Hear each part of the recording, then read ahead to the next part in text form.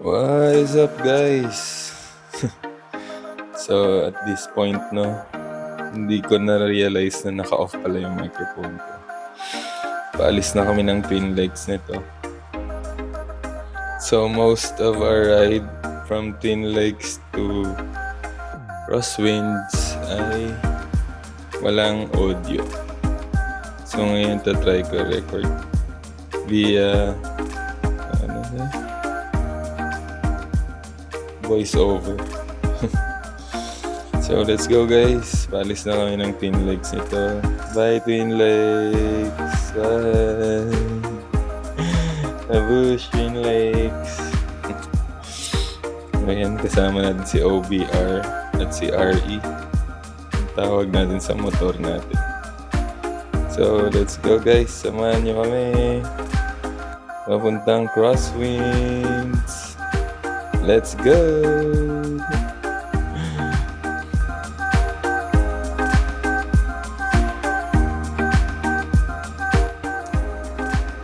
So, nandito na tayo, guys, sa crossing ng Alfonso. Kakaliwa tayo rito, guys, dahil si shortcut tayo sa diversion road sa unahan nitong Alfonso. May maliit na dyan, parang bayan or barangay ng Alfonso na malalagpasan natin. Medyo ma-traffic. Tapos sa unahan niya may diversion road pa kanan. Doon tayo dadaan, no? Tara, let's go!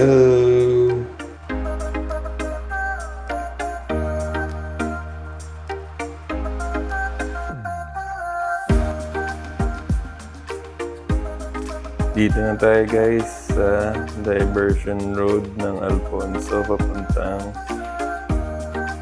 Amadeo at Aguinaldo Highway. At doon tayo pupunta sa Amadeo at Aguinaldo Highway. Hindi bayan ng Amadeo. Amadeo Road yan. Tagaytay pa rin siya. Part pa rin siya ng Tagaytay kasi malapit na siya sa Tagaytay. Pero diversion road lang siya. Iwas traffic, kumbaga.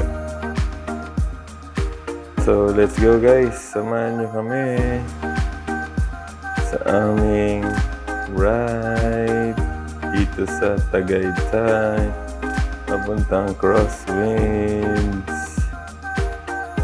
So, ito yung mga shortcut kasi under construction yung hindi naman yung yung flyover doon mismo sa crossing Mendez, yung palengke.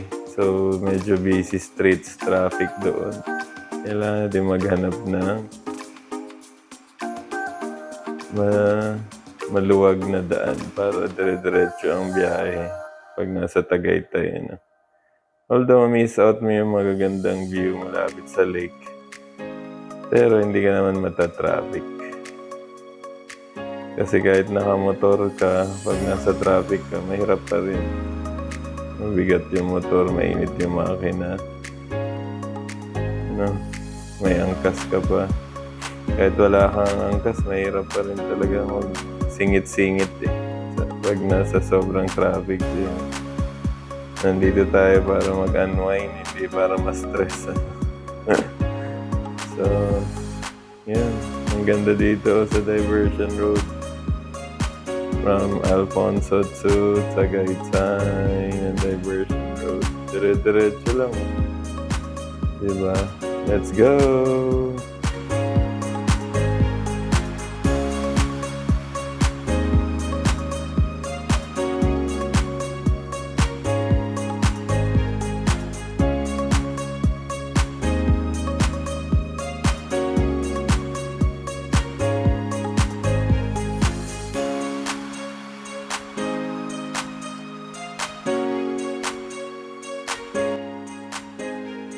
Ayan, dito na tayo sa pangalawang diversion road.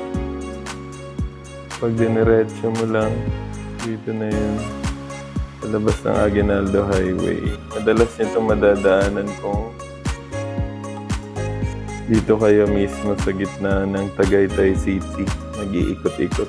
Kasi mas mas less yung traffic dito. At paglabas mo, malapit ka na sa Amiras pasalubong.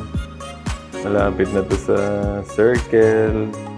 Diba, konting kembot na lang, Circle na lang. Tapos malapit na rin pababa ng Silang Cavite. Aguinaldo Highway kasi to guys. Let's go! Dito na tayo ngayon guys. Yan.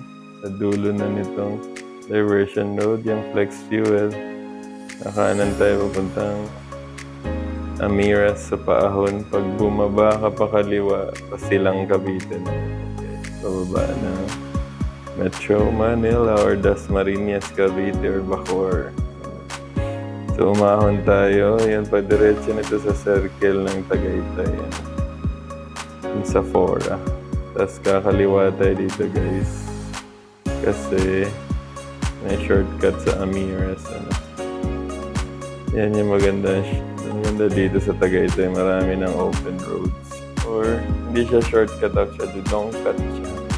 Pero less yung traffic compared dun sa main road. Ayan. Let's go guys. So para ma-lessen yung traffic, shortcut lang sa Tagaytay.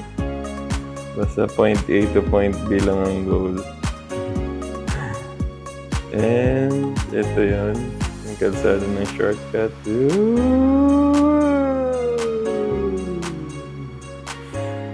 Let's go! Matinding lusong, matinding ahon.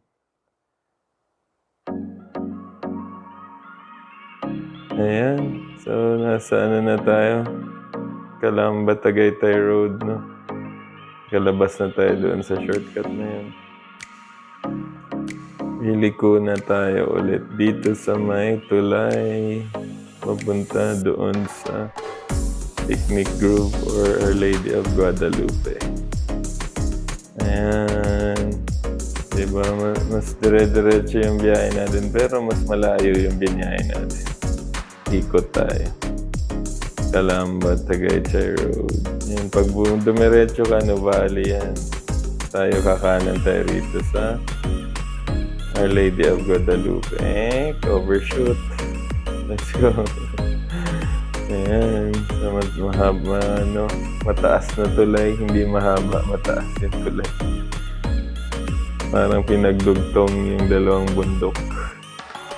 Ayan, let's go guys. So, see you in a bit, pansit. Tara, bakbakan na. Si Superman in the building. Let's go. Brut, brut, brut, brut. Boo! Wow, maharuruto. Ako na. Ayan na guys, so nandito na tayo sa Our Lady of Guadalupe. Pagkakanan ka, pabalik nyo doon sa palengke ng Tagaytay Public Market. Kaliwa tayo, papuntang Tagaytay Highlands, Crosswinds, at saka People's Park. Or Palace in the Sky. At saka yung shortcut papuntang Marcos Mansion. Yung Revpal or Reverse Palace pag nagbabike ka. Sikat yan. So, nandito na tayo ngayon guys sa Crosswinds. Ayan. Ang Crosswinds. Ayan yung Viola. Yung first restaurant. Ay, meron pa lang una pa yung Coffee Project. Then, yan. Viola. Pangalawang restaurant. So, bababa tayo dito. May bayad na siya guys, kaya wala na masyadong tao. Laki ng chair. Ang bayad niya sa motor ay 500 pesos. 100 sa guard or parking. Tapos 400 consumables. So, may bayad na yung parking niya na 100. Sa car naman, alam ko 1,000. Yun sa car. So, let's go. Wala na siya masyadong, yung nakaparada talagang madaming kotse kasi may bayad na nga siya. Ayan.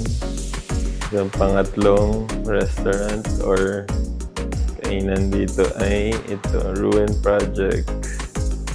Tapos ang pang-apat ay yung Napa. Tapos yung May 3 restaurant sa loob pag dumiretso ka sa guardhouse, kaso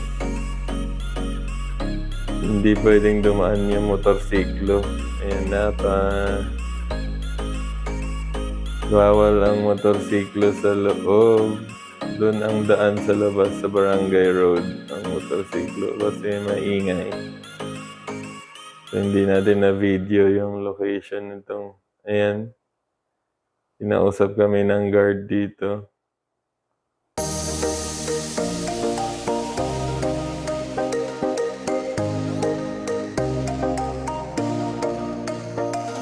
Ayan, so sabi ng guard, bawal po lahat ng motorsiklo dumaan dito. Doon na lang po kayo sa Barangay Road dumaan. Kaya we decided na dito na lang kami kakain sa loob dahil maganda yung mga spots para mag-gala-gala, walking, exercise, relax yung view. Lahat naman sa loob din, relax din naman yung view doon. Dito din relax din yung view. Kumbaga nakakapag-selfie kayo, pwedeng mag-picnic.